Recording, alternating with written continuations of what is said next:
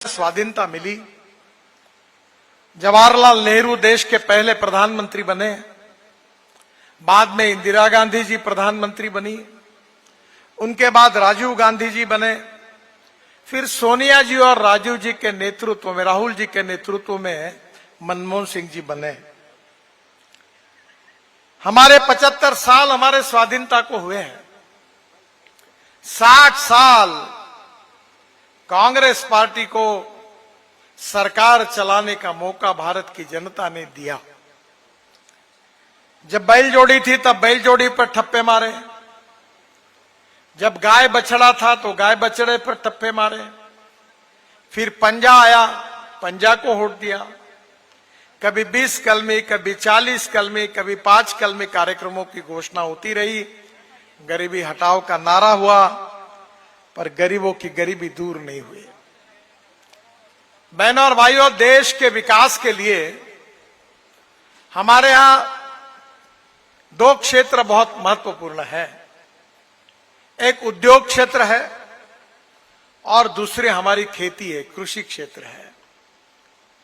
अगर उद्योग क्षेत्र को अगर बढ़ावा देना है तो हमारे लिए यह आवश्यक होता है कि water, power, transport and communication, पानी चाहिए, बिजली चाहिए, कम्युनिकेशन की साधन चाहिए और रोड चाहिए।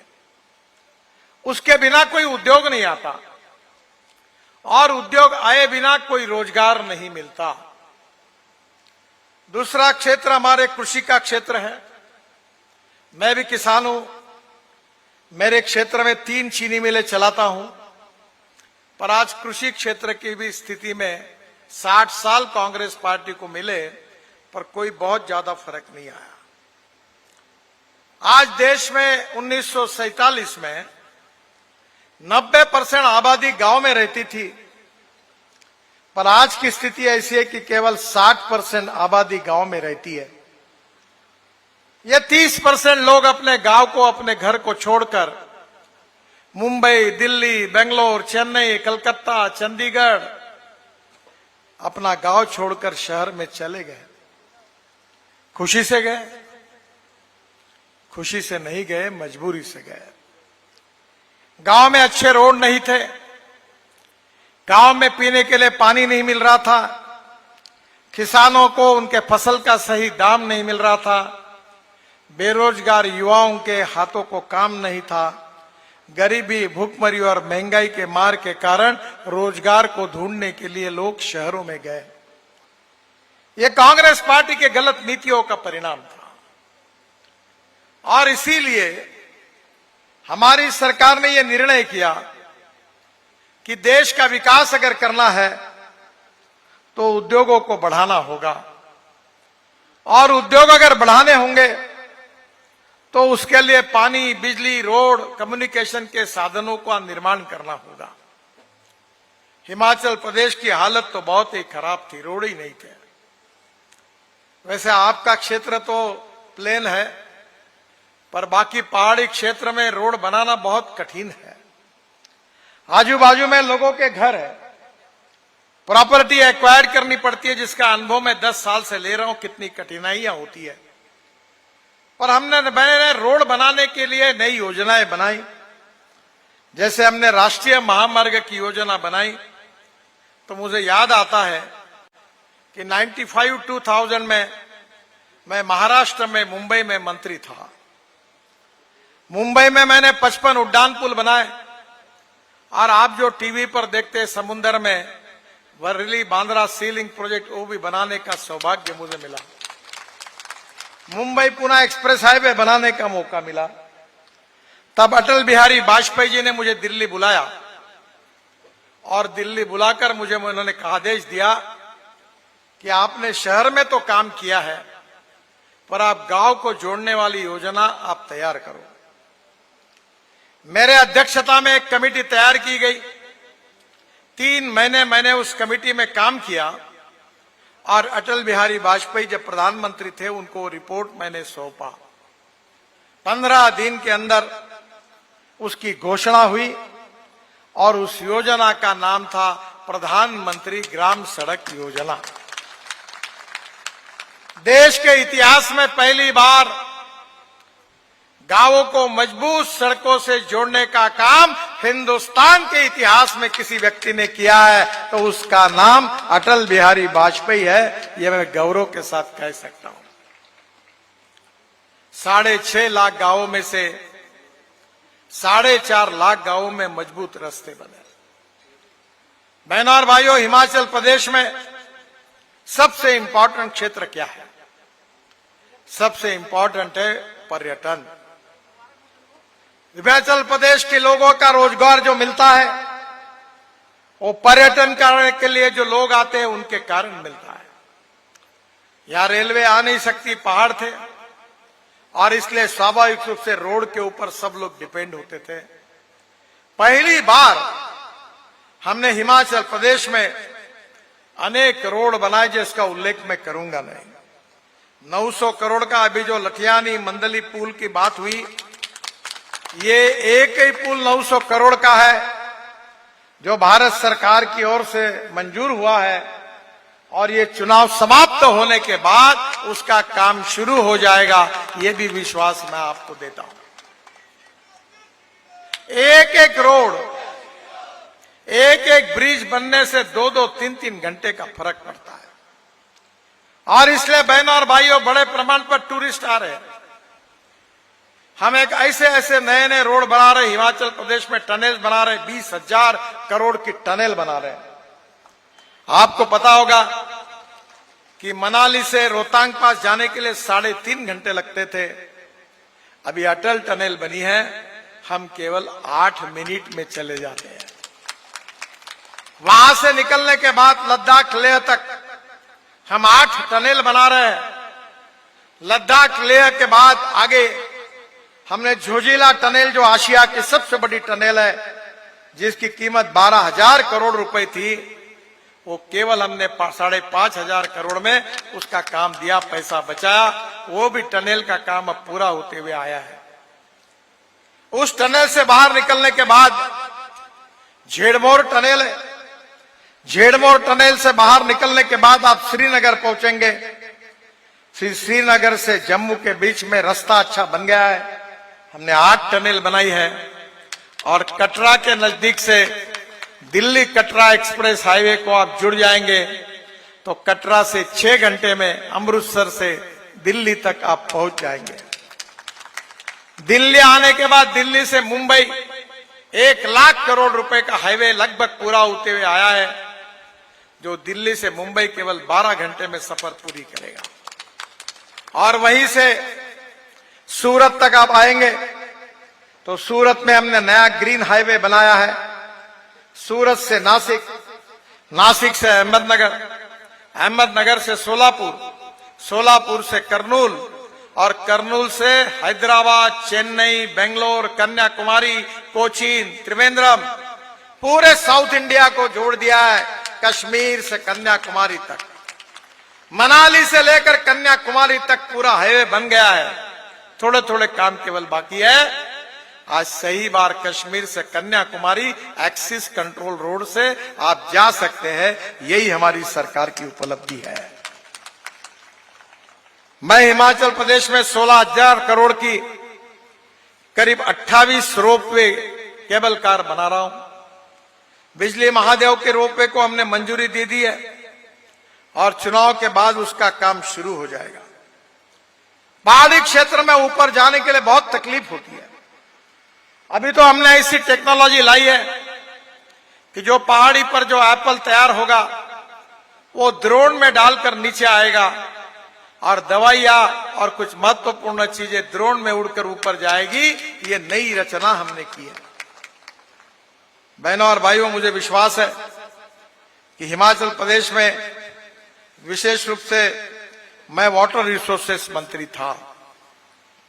लखवाड़ बहुउद्देशीय परियोजना 6,000 करोड़ की, रेणुका जी बांध परियोजना 4,600 करोड़ की, किशाव बांध परियोजना 11,600 करोड़ की, ये 3 परियोजना को हमने मंजूरी दी।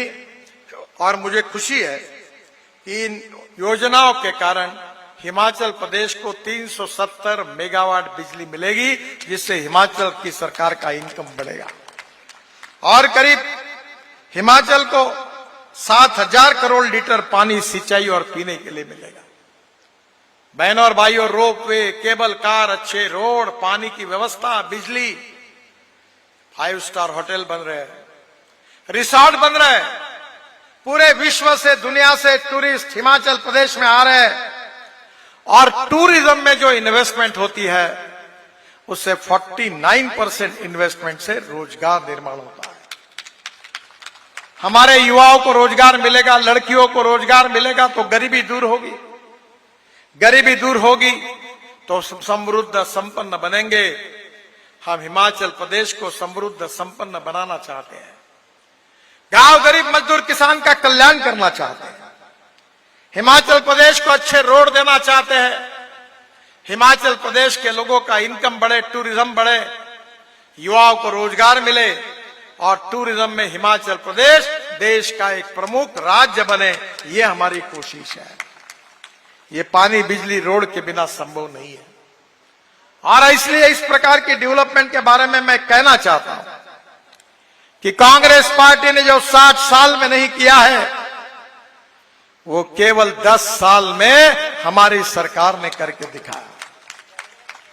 मैं आपको बताना चाहता हूं कि आजकल बड़े बड़े परिवारों में जब मुंबई और दिल्ली में शादी होती है तो जो एप्पल फ्रूट्स रखे हुए रहते हैं वो विदेशों से आते हैं।